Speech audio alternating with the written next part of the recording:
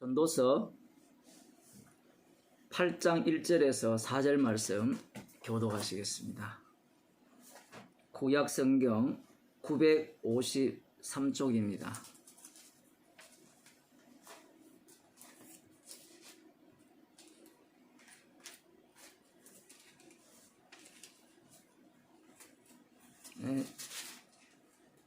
전도서 8장 1절에서 4절 말씀 교독하시겠습니다.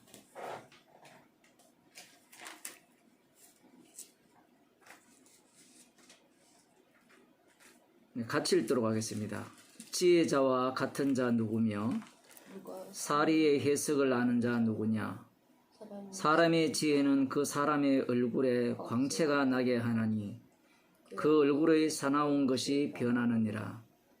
내가 권하노니 왕의 명령을 지키라. 이미 하나님을 가리켜 맹세하였음이니라. 왕 앞에서 물러가기를 극거히 말며 악한 것을 일삼지 말라. 왕은 그 하고자 하는 것을 다 행함이니라. 왕의 말은 권능이 있나니 누가 이르기를 왕께서 무엇을 하시나이까 할 수 있으랴. 아멘. 기도하시겠습니다. 주께서 하시는 일에 우리 피조물이 토를 달 수 없고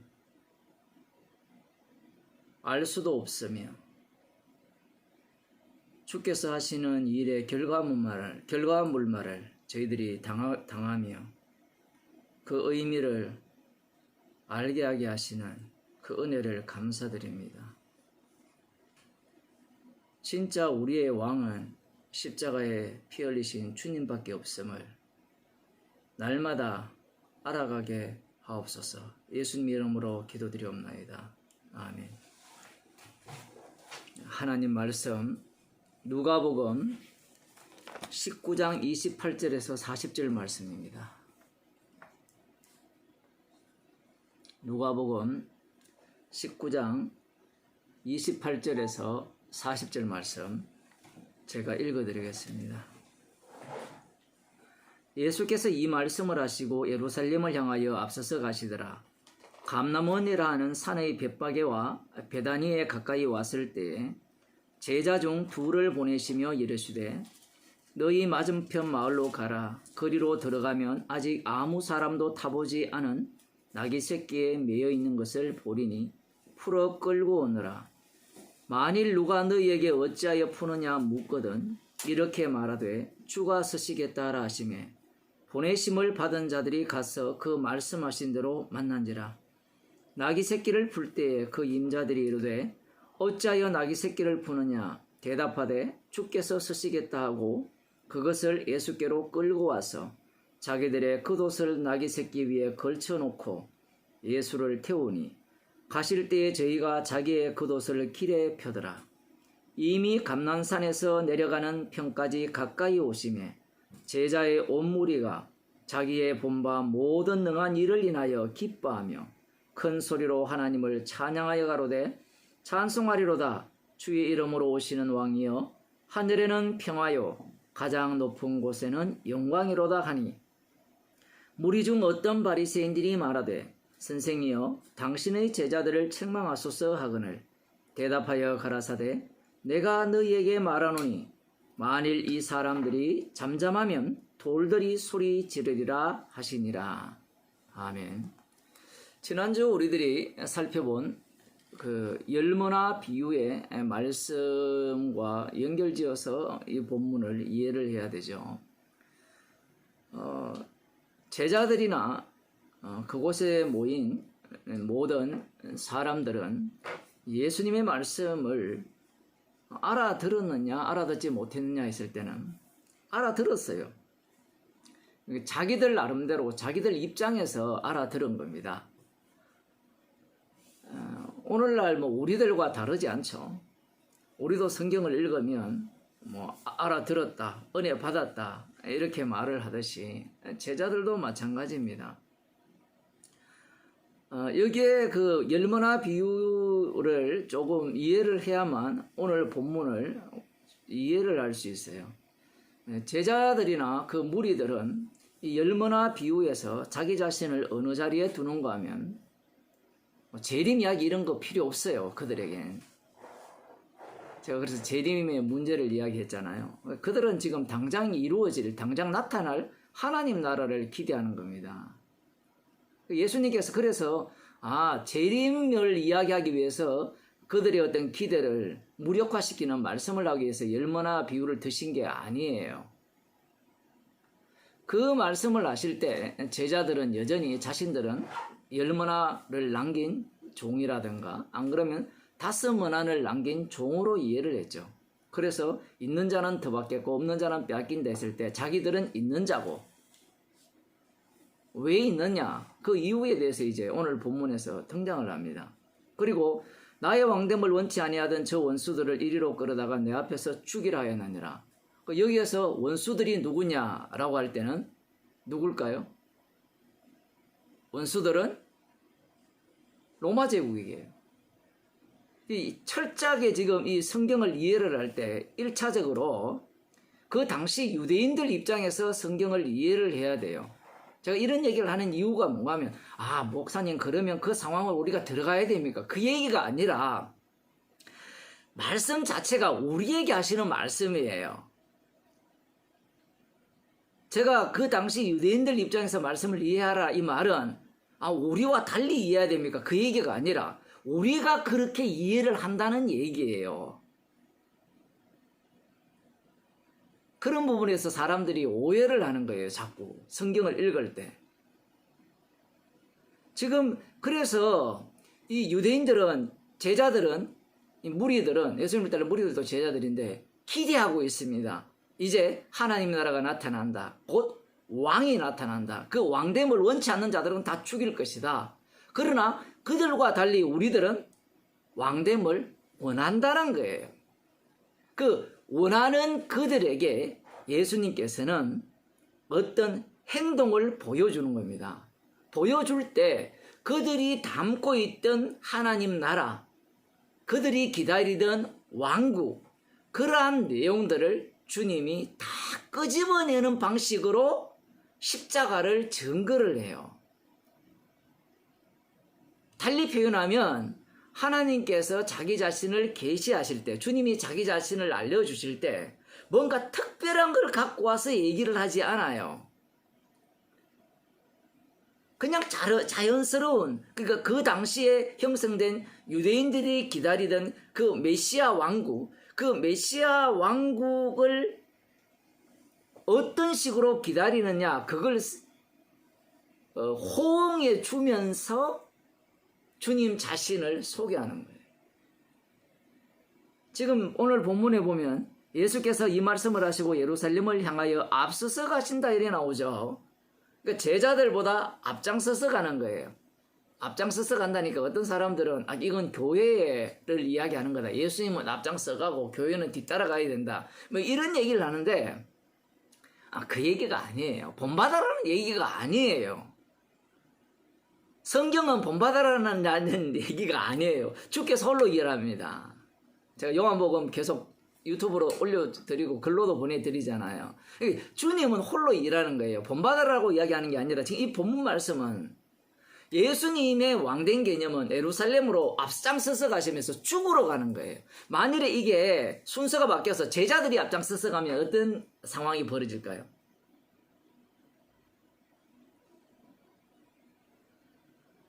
지금 한번 본문 보세요. 처음에는 예수님께서 앞장서 가거든요. 나중에는 누가 앞장서 갑니까?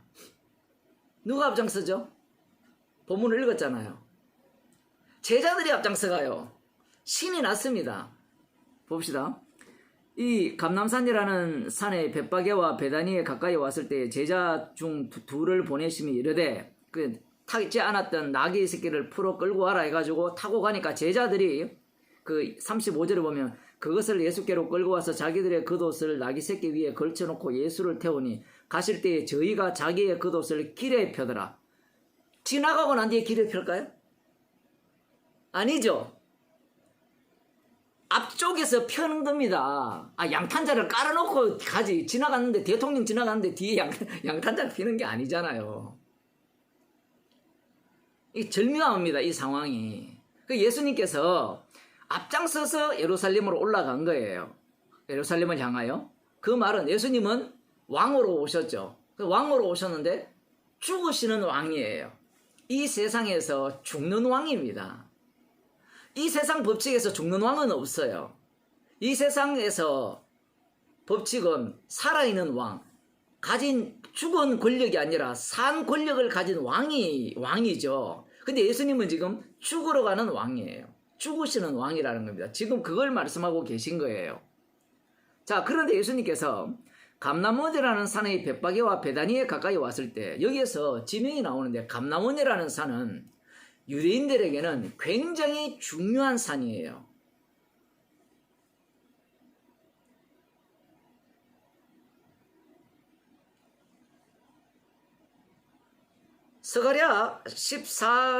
스가랴를 봅시다. 스가랴 14장입니다.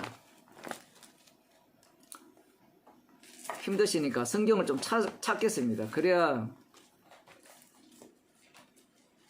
말라기 전에 있죠. 구약 성경. 스가랴 14장을 보면 예수님께서 왜 이런 사건을 벌이시는가, 그 이유에 대해서 나와 있어요. 유대인들은 지금 구약 성경을 잘 알고 있습니다. 제자들도 마찬가지고요.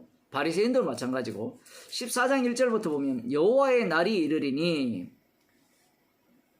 그날에 내 재물이 약탈되어 너희 중에서 나누이리라.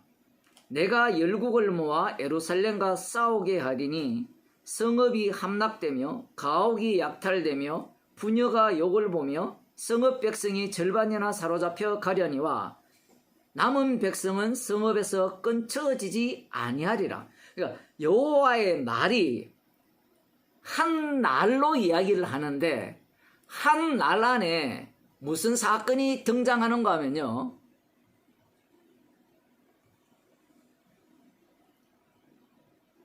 스가랴 14장 1절인데요. 여호와의 날이 이르는데, 이 여호와의 날, 이 한 날에 어떤 사건이 일어나는가 하면 두 가지 사건이 일어나요.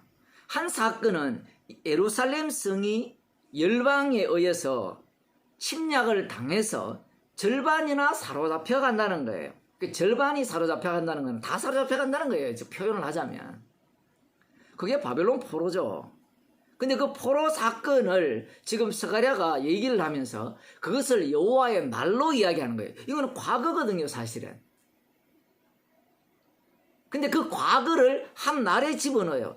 또 한 날에 일어날 일이 무엇인가 하면 3절에 그때에 여호와께서 나가사 그 열국을 치시되 이왕 전쟁 날에 싸운 것 같이 하시리라. 그 날에 그의 발이 예루살렘 앞 곧 동편 감람산에 서실 것이요. 감람산은 그 한가운데가 동서로 갈라져 매우 큰 골짜기가 되어서 산 절반은 북으로 절반은 남으로 옮기고 여호와께서 임하신다는 겁니다. 그 열국을 치죠. 예루살렘을 친 열국을 여호와께서 치시고 그 여호와의 발이 어디에 서는가 하면 감람산에 서는 거예요. 지금 예수님이 감람산에 도착했거든요. 감람산에 서는데 이 감람산이 둘로 쫙 쪼개져요. 쪼개진다는 의미는 뒷부분을 보게 되면 이렇게 되어 있어요. 산 절반은 북으로 절반은 남으로 옮기고 5절 그 산 골짜기는 아셀까지 미칠지라 너희가 그의 산 골짜기로 도망하되 유다왕 우시아 때의 지진을 피하여 도망하던 것 같이 하리라. 나의 하나님 여호와께서 임하실 것이요 모든 거룩한 주와 함께 하리라. 이렇게 자가 주와 함께 하리라. 지금 이렇게 표현을 하는 거예요. 그리고 여호와의 날이 임할 때 심판받는 자들이 있고 구원받는 자들이 생긴다는 얘기입니다. 그날에는 빛이 없겠고 광명한 자들이 떠나갈 것이요 7절에 여호와의 아시는 날이 있으리니 그 여호와의 날이죠. 낮도 아니요 밤도 아니라 어두워 갈 때에 빛이 있으리로다. 그날에 생수가 예루살렘에서 솟아나서 절반은 동해로 절반은 서해로 흐를 것이라. 여름에도 겨울에도 그러하리라. 이렇게 나옵니다. 심판하시는 분이 여호와께서 오셔서 감람산에 오셔서 심판을 한다는 거예요. 누구를? 열국을. 이스라엘을 침략한 그들을 멸망시킨다는 겁니다. 그러나 남은 자들이 있었죠. 모든 거룩한 자들. 이들은 주님과 함께 영원히 다스린다. 지금 이 내용을 담고 있어요. 지금 예수님께서 감람산에 오셨을 때 제자들을 보내는 이 내용을 제자들은 어떻게 이해하느냐, 전체 사건을 보게 되면 어떤 식으로 이해하느냐, 스가랴 말씀의 성취로 이해를 해요. 왜냐하면 스가랴 9장 9절에 보면 낙이 새끼를 탄다는 예언이 되어 있거든요. 좀 이게 장면이 너무 급박하잖아요. 낙이 새끼를 타는 거하고 감람산에 두 발을 이렇게 딛고 내려서 감람산이 둘로 쪼개지는 거하고 같은 사건입니까? 다른 사건입니까? 아니, 산이 두 쪽으로 쪼개지는 천재지변이 일어난 거잖아요. 그 낙이 새끼 탄 거는 일상적인 이야기잖아요. 누가 봐도 별 사건이 아니에요. 그런데 제자들이나 이 유대인들은 왜 이 사건을 스가랴 예언의 성취로 보느냐? 오늘날 많은 사람들이 백투더 예루살렘을 해가지고 예수님이 재림할 때 감람산에 다시 오신다는 거예요. 그게 누가 그 사도행전에 나와 있거든요. 사도행전에 이 감람산은 예수님께서 마지막 성천하시는 자리가 또 감람산이에요. 너희가 본 그대로 오리라 하니까 어디 온다고 되어 있는가 하면 그들 생각에는 감람산에 온다고 생각해요. 그걸 지금 기다리고 있거든요. 그러니까 이 사람들의 이 해석은 유대인들 수준보다 훨씬 낮아요. 물론 유대인들도 문제가 있습니다. 어떤 문제가 있느냐? 지금 예수님께서 이렇게 말씀하시니까 그들이 기다리는 메시아 왕국 자체가 어떤 나라인가 하면 이 여호와께서 친히 오셔서 여호와의 날이 임해서 자기의 대적들을 다 물리치고 이 예루살렘을 중심으로 메시아 왕국을 건립하는 그것을 지금 기다리고 있는 거예요. 그래서 지금 나의 왕됨을 원치 않는 자는 죽이라 했잖아요. 제자들이나 이 따르는 수많은 무리들은 드디어 왕이 오셨다는 겁니다.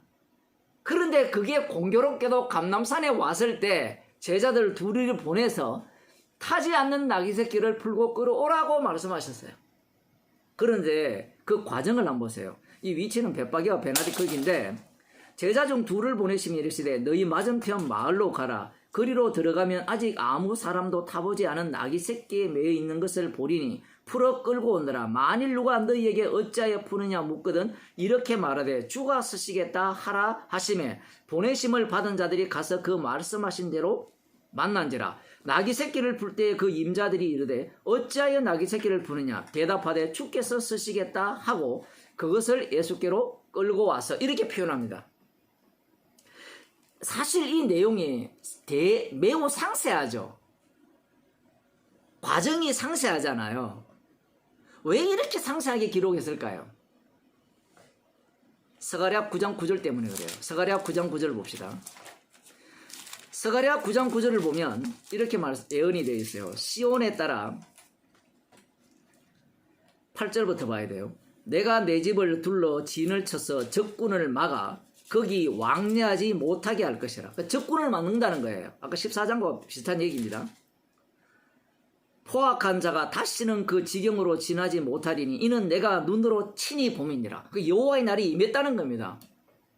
친히 임해서 이 원수들을 친히 친다는 거예요. 그런데 어떤 분이 와서 치는가 하면 시온에 따라 크게 기뻐할지어다. 예루살렘에 따라 즐거이 부를지어다. 보라 네 왕이 너희에게 임하리니 그는 공의로우며 구원을 베풀며 겸손하여서 나귀를 타나니 나귀의 작은 것 곧 나귀 새끼니라. 이 말씀을 메시아를 기다리는 유대인의 왕으로 오시는 분을 기다리는 자들이 마음속에 품고 있어요. 그러니 예수님께서 상세하게 말씀하셨을 때 주인이 쓰시겠다 하라 라고 했을 때는 제자들은 어떤 개념을 갖고 있는가 하면 이분이 바로 유대인의 왕이라는 개념을 갖고 있는 거예요. 그러니 주인이 쓰시겠다 하니까 두말 하지 않고 내어주잖아요. 주인이. 신기한 일이잖아요.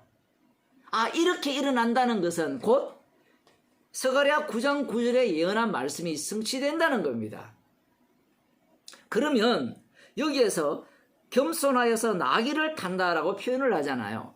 이 표현을 왜 했느냐 하면, 자 여러분, 오늘날 많은 사람들이, 목사들이나 추수가들이 이 본문을 보면서 이 겸손하다는 표현이 예수님의 인카네이션을 이야기하거든요. 빌립보서 2장에 나오는 그는 근본 하나님의 본체시나 하나님과 동등됨으로 취할 것으로 여기지 아니하시고 자기를 비워 종의 형체까지 낮아지셨다. 물론 맞아요. 그런데 유대인들이, 그러니까 지금 제자들이나 이 메시아를 기다렸던 이들이 지금 이 본문을 어떻게 이해하느냐가 굉장히 중요합니다. 왜 중요한가 하면요,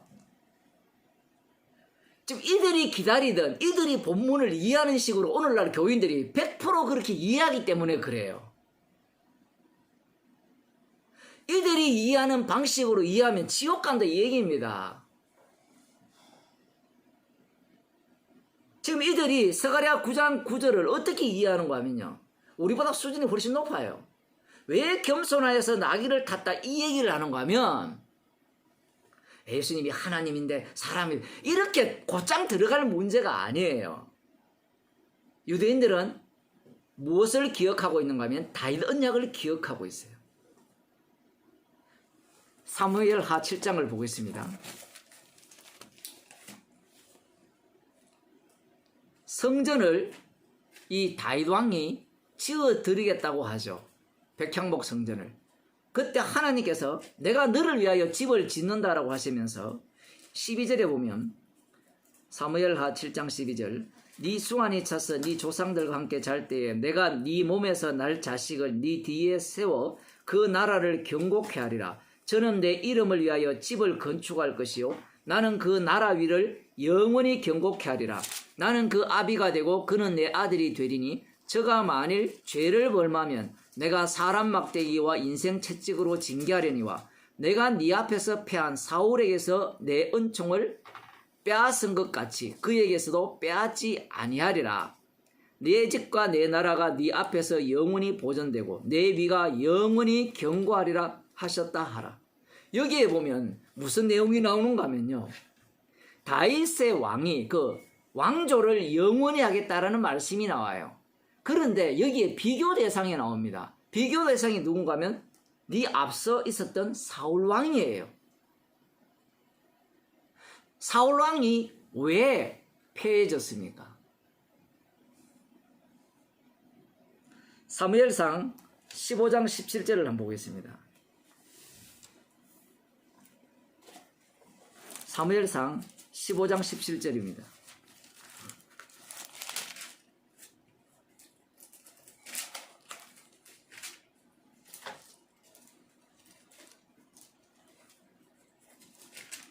사무엘이 가로되 왕이 스스로 작게 여길 그때에 이스라엘 지파의 머리가 되지 아니하셨나이까.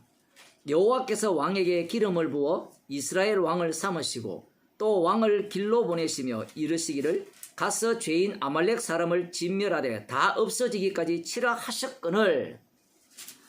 처음에 사무엘상 8장에서 이스라엘 백성들이 왕을 요구했죠. 왕을 요구했을 때 누구를 택했습니까? 사울 왕을 택했죠.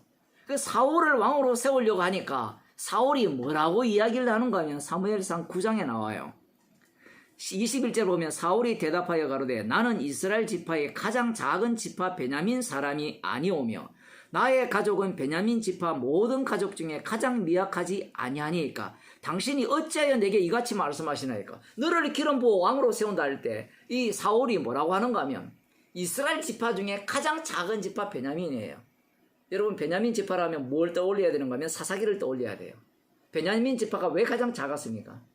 잘난 레위 제사장 한 사람이 자기 아내가 이렇게 뭡니까? 악한 일을 당하니까 12토막 내어서 12지파에 보내주고 연합군을 결성해서 자기의 전쟁은 의롭다 하는 것을 수행한다고 했는데 결국은 이스라엘을 사라지게 만드는 원인을 자기들이 제공하죠. 한 지파가 사라진다는 것은 이스라엘이 사라지는 거예요. 무슨 말인지 이해돼요? 베냐민 지파가 날아간다는 것은 다른 지파가 아무리 많이 있어도 이스라엘이 되지 않아요. 이스라엘은 반드시 12지파라야 돼요. 그걸 누가 그렇게 만들었냐? 나머지 이스라엘이 만든 거예요. 그 결과물로 등장한 지파가 베냐민이죠. 그 베냐민 지파가 가장 쭈그러들었어요. 그들 가운데 누구를 뽑아내는가 하면 사울 왕을 뽑아내는 거예요. 사울 왕도 자기 자신을 알아요. 사울도. 지파 중에 가장 작고 과거 역사를 떠올리면 왕이 될 자격이 있나요? 다른 11지파가 레위를 포함한 12지파가 동의할까요? 이런 게 정말 재밌는 거예요. 성경에. 자기를 낮추었습니다. 그때는 하나님이 그를 왕으로 세웠죠. 그런데 지금 아말렉과의 전투에서 자기를 낮췄습니까? 안 낮췄어요. 자기를 높였죠. 그래서 하나님께서 이 사울 왕을 패했습니다. 이 내용을 이스라엘 백성들이 알고 있는 거예요. 제자들이 알고 있고 유대인들이 알고 있어요. 그래서 세운 언약이 다윗 언약입니다. 다윗 언약은 영원히 세워지는 폐해지지 않는 언약이에요. 영원한 언약이에요. 그래서 스가랴 9장 9절 말씀이 이들에게는 굉장히 소중한 거예요. 지금 바벨론 포로로 잡혀간 이유가 왜 잡혀갔습니까? 그들이 불순종했죠. 왕이 개판이었잖아요. 그죠? 왕이 개판이었는데 다윗 언약을 하나님께서 반드시 이루겠다고 약속을 하셨으니까 이제 진짜 오시는 왕은 나귀 새끼를 탄 겸손한 왕이 와야 된다는 거예요. 그 왕이야말로 영원한 왕으로서 우리들을 통치할 수 있는 왕이라는 겁니다. 그 전에 왕들은 어때요? 교만한 왕이었어요. 그래서 멸망당한 거거든요. 지금 제자들이 이 나귀 새끼를 끌고 오라 했을 때 신이 난 겁니다. 이 유대인들이 지금 이런 메시아를 기다리고 있거든요. 드디어 예수님이 그런 분이다 라고 생각을 한 겁니다. 예수님이 그들의 생각에 호응해 주는 거예요. 독특하죠. 우리 같으면 얘들아 그거 아니야 라고 일을 하실 건데, 그래 너희들 생각이 그러니 그래 너희들 생각대로 내가 해주마 라고 하시면서 그 생각을 뭘로 바꿔버립니까? 그 생각이 바로 악마적 생각, 사단의 생각이라는 거예요. 그걸 예수님께서 지금 덜추어내는 거예요. 그러니까 성경이 우리의 죄를 고발하는 거예요. 성경 말씀을 통해서 진리를 찾아가고 은혜를 찾아가고 정말 생명의 길로 갈 수 있다는 이런 논리 자체가 성립이 안 돼요. 예수님이 행하는 모든 일들은 십자가의 피를 증가하는 일들이 됩니다. 제자들도 이 구약의 말씀을 이해해서 말씀대로 생각을 했죠. 적용을 합니다. 적용을 하는 자체가 무엇인가 하면 악마적 생각이에요.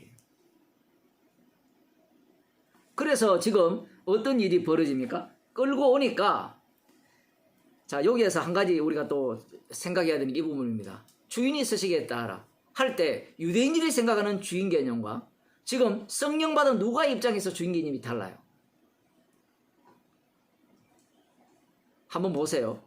나귀가 있고 나귀 새끼가 있고 주인이 있죠. 그러면 그 주인을 거슬러 올라가 봅시다. 올라가면 누가 있어요? 그 자리에. 누가복음식으로 올라가면 누가 있습니까? 하나님이 계시죠. 누가복음 족보 나오잖아요. 여기서부터 마리아부터 올라가면 하나님이 나오잖아요. 지금 그 얘기가 중요한 거예요. 그러면 이 나귀 주인의 배치가 벳바게 쪽인지 하여튼 베다니 쪽인지는 모르지만 마태복음에서는 베다니에 벳바게에 도착했을 때 제자들을 보낸다 이런 내용이 나왔는데 건너편 마을로 보낸다고 나왔는데, 그렇게 그 자리에 살게 하신 이유가 뭔가 하면 이때를 위함이에요. 골로새서 말씀이 정확하죠. 모든 만물이 그로 말미암고 그를 위하여 창조된 거예요. 제자들은 이걸 모르는 겁니다. 그를 위하여 창조됐다는 것이 그가 누군가 하면 십자가에 달려 죽으시고 부활하신 주님을 이야기하는 거예요. 그분을 아들이라는 거예요. 그분을 위해서 지금 배치가 된 거예요. 제자들은 모르는 겁니다. 우리가 일상을 살아가는 현재 당하는 모든 환경들이 주를 위한 일이에요. 나를 위한 일은 없습니다. 그 바이러스, 그 코로나 바이러스 때문에 사람들이 염려를 많이 하잖아요. 그 우리 평소에 이 몸에서 바이러스가 우리와 함께 동나가는 바이러스가 어느 정도 돼요? 네? 수도 없이 많죠. 우리 몰랐잖아요. 그죠? 인간이 모르는 바이러스가 많아요.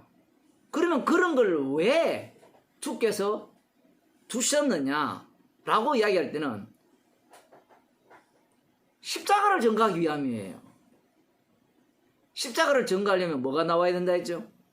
죄가 나와야 되죠. 인간이 얼마나 악마적인가를 들추어내기 위한 주님의 조치예요. 어떤 상황이든 어떤 형편이든. IMF 때 우리나라 경제 성장률이 마이너스 5.1%인가? 그랬대요. 그런데 지금 이 코로나로 인하여서 장차 그 선진국들이죠. 경제 성장률이 6.5%래요. 앞으로 어떤 일이 펼쳐질지 눈에 훤하죠. 눈에 훤해봤자 사람들은 당해봐야 알아요. 당하기 전에는 몰라요. 그래서 나라에서 지금 해고 못하게 여러 가지 돈을 퍼붓고 계속 있는 거예요. 그럴 때 다 누구를 원망했습니까? 대통령 잘못 뽑았다. 뭘 다 원망이 나와요. 십자가의 피를 증가하기 위한 주님의 조치라고 안 봐요. 이 나귀 새끼 주인이 이 나귀 새끼 한 마리뿐이었다고 생각해 보세요. 마치 나단 선지자가 다윗에게 갔을 때 사랑하는 양, 딸같이 여기는 양을 잡아가지고 손님 대접한 그 양과 같은 나귀 새끼였다면 어떡할 거예요? 지금 그런 내용은 전혀 없잖아요. 그렇지 않습니까? 주께서 서시겠다면 서는 거지. 거기에 무슨 말이 많아요.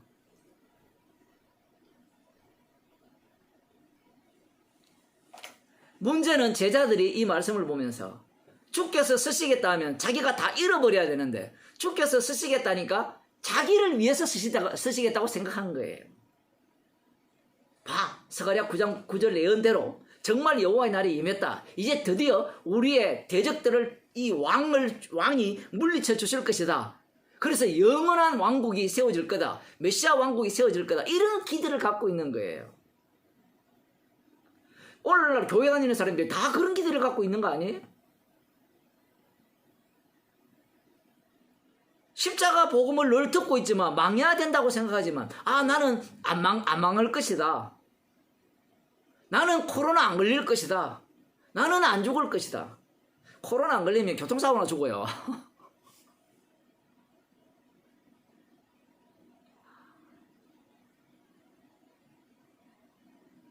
산불 나서 죽을 수도 있다고 해요.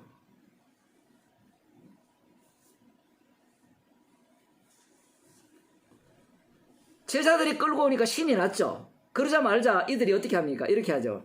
이미 감람산에서 내려 27절 35절 봅시다. 그것을 예수께로 끌고 와서 자기들의 겉옷을 나귀 새끼 위에 걸쳐놓고 예수를 태우니 가실 때에 저희가 자기의 겉옷을 길에 펴더라. 이렇게 예수님이 요구 안 했어요. 끌고 오라만 했죠. 그러니까 눈치가 엄청 빠른 거예요. 그러니까 말씀을 잘 알고 있기 때문에. 말씀을 잘 알고 있기 때문에 맞아. 드디어 겸손하셔서 나귀 새끼를 타. 이분은 사울왕과 달라. 그리고 이전에 이스라엘 가운데 있었던 왕들과도 완전히 달라. 진짜 다윗왕. 다윗왕보다 더 뛰어난 다윗왕. 달리 말하면 다윗왕이 전쟁을 피를 많이 흘렸잖아요.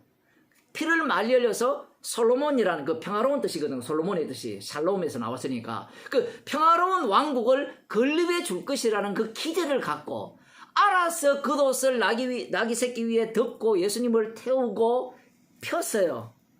지금 성경 표현이 재미잖아요. 나귀 새끼 작은데 예수님 혼자 탈 수 있잖아요.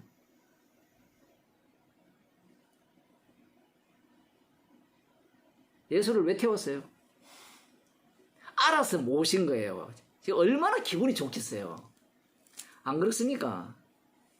지금 메시아가 와셔가지고 왕이 오셔가지고 이제 자기들이 대적하는 코로나로 다 없애주고 이제 불경기도 다 가고 장사도 잘 되고 회사도 안정적이고 집값도 뚝 떨어져가지고 강남에 5억 떨어졌다는데 한 20억 떨어져가지고 강남 아파트 한 채가 3천만 원밖에 안 하는 그런 시대가 온다는 거예요. 아니 3천만 원도 필요 없어. 그냥 무상임대. 죽을 때까지 무상임대. 그런 시대가 온다는 거예요. 뿐만 아니라 일하지 않아도 먹여준다는 겁니다. 코로나 때문에 일하지 않아도 100만 원씩 준다 그러잖아요.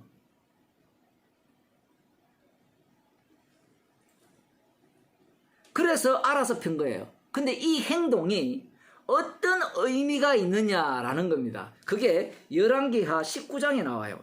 열왕기하 19장을 보게 되면 어떤 사건이 등장하는가 하면 우리들이 잘 아는 에후가 이 엘리사 선지자의 사환에 의해서 기름 부어 세워지는 왕이 되는 장면이 나와요. 그 에후가 누군가 하면 군대 장관입니다. 이 길레알 라못에서 군대 장관들이 모여서 그 군사 작전 회의를 하는지 모르겠지만 엘리사가 그 종을 보내가지고 기름 부어 세워서 왕으로 세워요. 왕으로 세울 때 속닥속닥 이렇게 해서 기름 부어 세웠거든요. 몰래 사환이. 왜냐하면 반역이 될 수 있잖아요. 두려운 거예요. 자, 그러자 이 주변에 있던 군인들이 장관들이 뭐라고 이야기했느냐?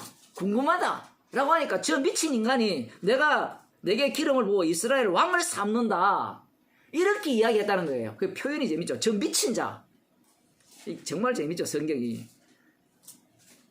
그 11절에 보면 열왕기하 9장 11절 예후가 나와서 그 주의 신복들에게 이르되 한 사람이 묻되 평안이뇨 그 미친 자가 무슨 까닭으로 그대에게 왔더뇨 대답하되 그대들이 그 사람과 말한 것을 알리라. 무리가 가로되 당치 않는 말이라. 그 미친 자가 라고 할 때 이 에후도 똑같이 미쳤다고 생각해요. 그러니까 그대들이 알 거라는 거예요. 미친 자가 할 말이 뭐예요? 미친 소리뿐이잖아요. 그런데 그 얘기를 해주니까 기름 부어서 여호와 하나님께서 나를 기름 부어서 왕으로 세웠다. 이스라엘 왕으로 세웠다고 하니까 15절을 보면 무리가 각각 자기의 옷을 급히 취하여 섬돌 위 곧 에후의 밑에 깔고 나팔을 불며 가로되 에후는 왕이라 하니라. 이 사건을 떠올린 거예요. 이 사건이 에후 왕은 나쁜 왕이에요. 그런데 이 장면이 왜 중요한가 하면요. 에후가 누구의 집을 멸하는가 하면 아합의 집을 멸해요. 이런 생각을 제자들이 갖고 있는 거예요. 그러면 에후의 기능만 쏙 뽑아와서 이 메시아가 누구를 멸한다? 이 짐승을 멸한다는 겁니다. 진짜 오실 분이 오셨다는 거예요. 다니엘에서 예언한 그분이 오셨다는 겁니다. 감람산에 오셨다는 거예요.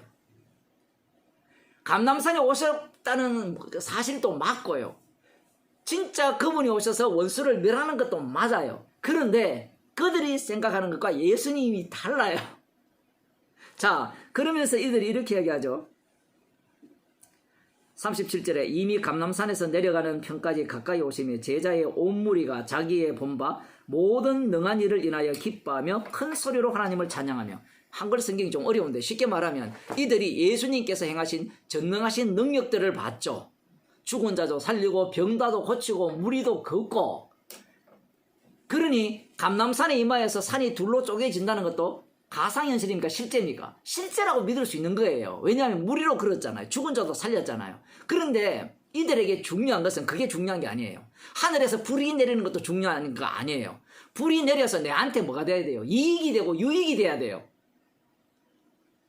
그러한 능력을 받기 때문에 이들이 예수님이 메시아로서 왕으로서 지금 예루살렘으로 입성하는 것이 얼마나 신나고 기분 좋은 일이냐, 지금 그 이야기입니다.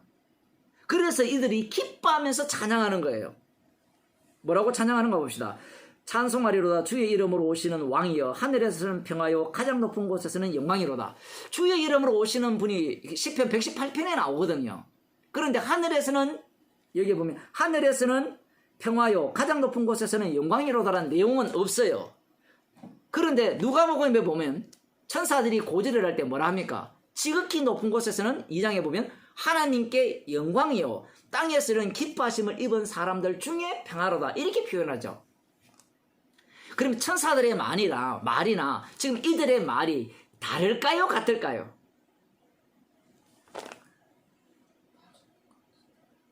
같아요. 왜냐하면 천사들의 말을 인간들이 이해할 때 어떻게 생각하는가 하면 지극히 높은 곳에서는 하나님께 영광이 된다. 땅에는 평하다 하면 결국은 지극히 높은 곳에서 영광이 되는 그 일이 내한테 유익이 된다는 거고, 여기에서는 하늘에서 평하고 가장 높은 곳에서는 영광이다라고 하니까 그 평화와 영광을 누가 다 챙기겠다는 거예요? 내가 챙기겠다는 얘기예요 지금. 그런데 말입니다, 이들이 하는 이 얘기가 만만한 얘기가 아니에요. 다니엘서를 한번 보면, 다니엘서 한번 봅시다. 오늘 성경 좀 많이 보죠.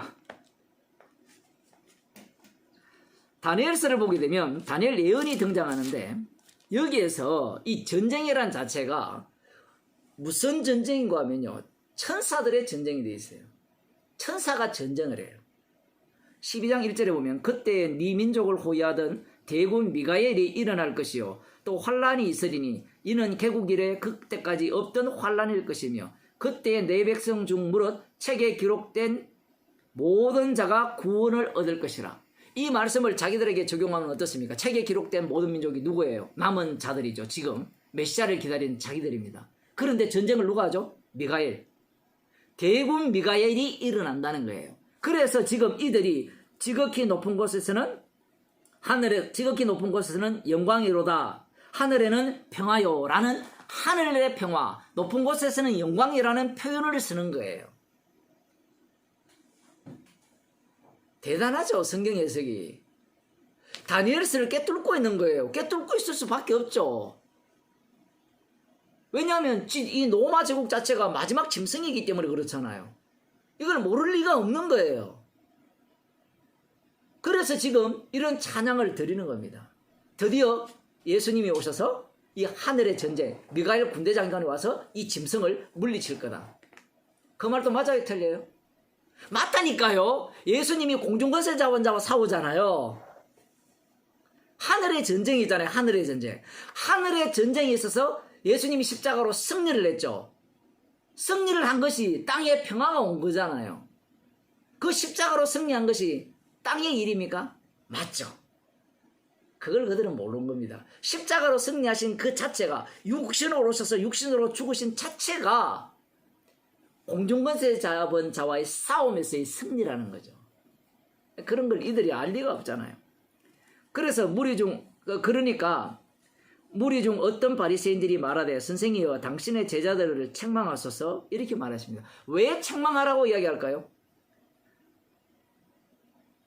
지금 제자들 무리들이 기다리는 메시아상과 바리새인들이 기다리는 메시아상이 달라요.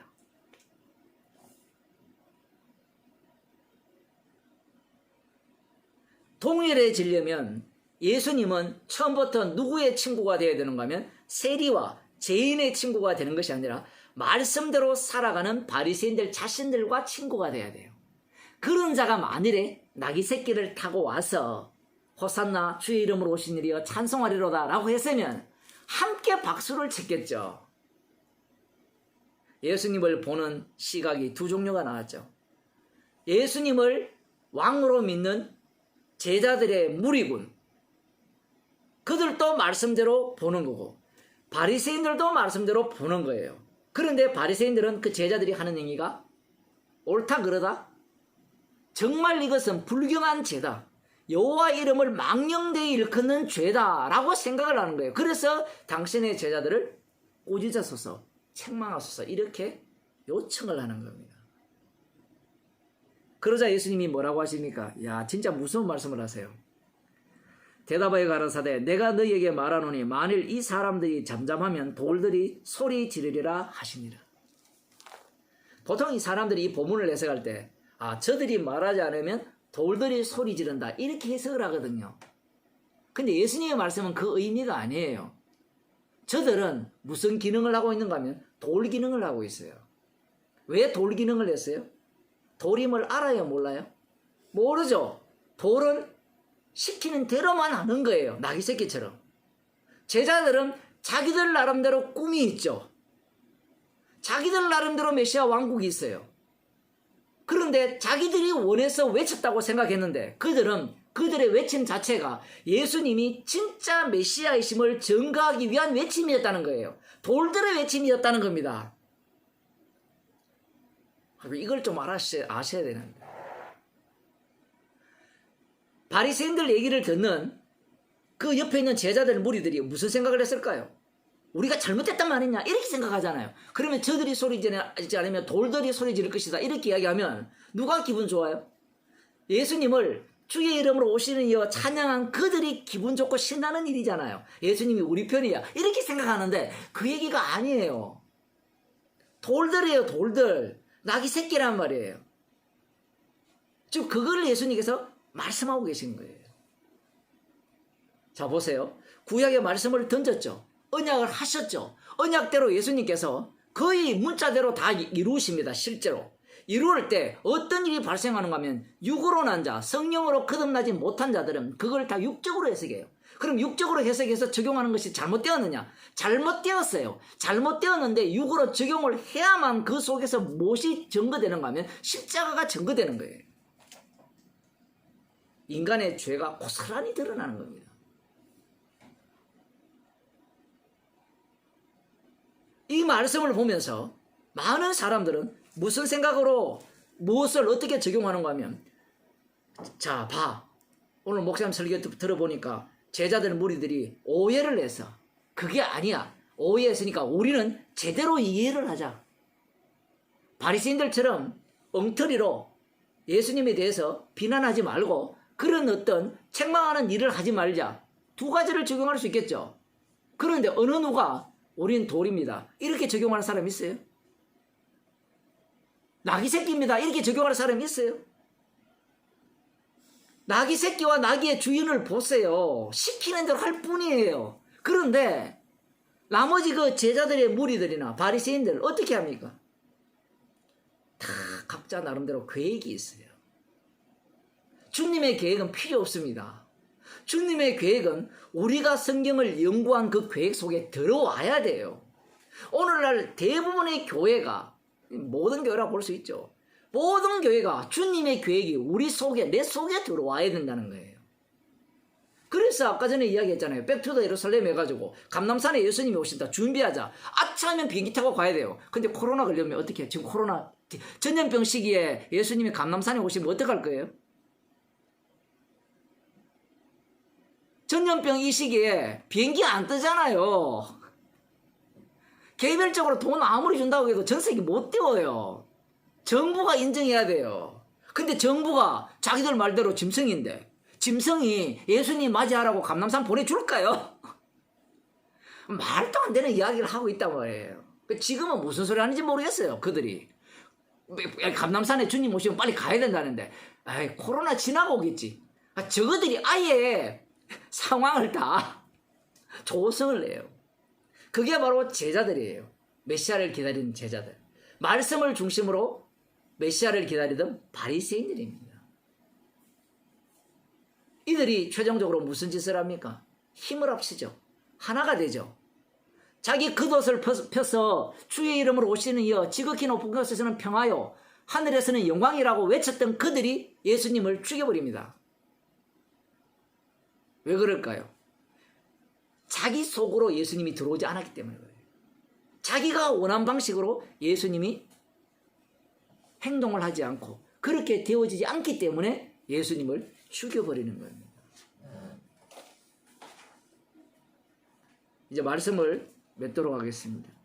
지금 예수님을 구약 성경에 근거하여서 메시아로 환영하는 이들의 본 모습이 드러났죠. 오늘날 많은 사람들이 성경을 연구하고 성경을 공부합니다. 말씀을 부지런히 배우죠. 제가 매일 아침 유튜브로 보내드리고 글로 보내드립니다. 뭐 읽는 사람은 제가 볼 때는 한 10명? 우리 장로님이 뭐 한 몇백 명 보낸지 모르겠지만 보내도 한 10명 정도, 10명도 안 읽을 거예요. 저도 한 10몇 명 보내주는데 한 2명 정도 읽는지 모르겠어요. 물어보면 안 읽거든요, 거의. 읽는다 치고, 왜 그렇게 열심히 듣고 열심히 읽을까요? 오늘 하루도 돌처럼 살아야지. 이렇게 생각할 수 있어요?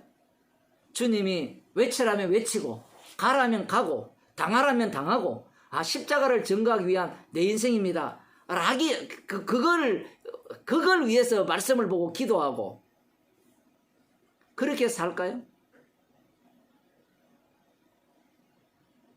주님이 우리를 인도하지 않으면, 성령의 인도하심이 없으면 절대로 십자가 앞으로 갈 수가 없어요. 예수님께서는 지금 그걸 말씀하시는 거예요. 이 제자들의 본 모습이 그대로 드러나야 돼요. 그러면 또 우리는 제자들의 본 모습이 드러났으니까 우리는 그 모습이 안 드러나야 된다, 이 얘기가 아니에요. 주님은 죄인을 부르러 왔어요. 이 제자들의 본 모습이 우리들한테 그대로 노출돼요. 똑같이 드러나요. 그래서 십자가만을 자랑하는 하루하루의 인생을 살게 하는 겁니다. 우리는 글빛하면 겉옷을 벗어서 예수님 그 앞 가시는 길에 드리려고 안달하잖아요. 근데 주님이 직접 그렇게 만들어버립니다. 성령의 인도하심을 통해서. 그 모습이 바로 스데반 집사님의 모습이고 사도 바울의 모습입니다. 그들은 나름대로 꿈이 있어서 복음을 전한 게 아니에요. 돌이었기 때문에 그래요. 그 돌은 부정당하는 돌이죠. 기도하시겠습니다. 하나님 아버지, 주님께서 하신 언약을 이루시기 위해서 돌들을 사용하신다고 말씀하셨습니다.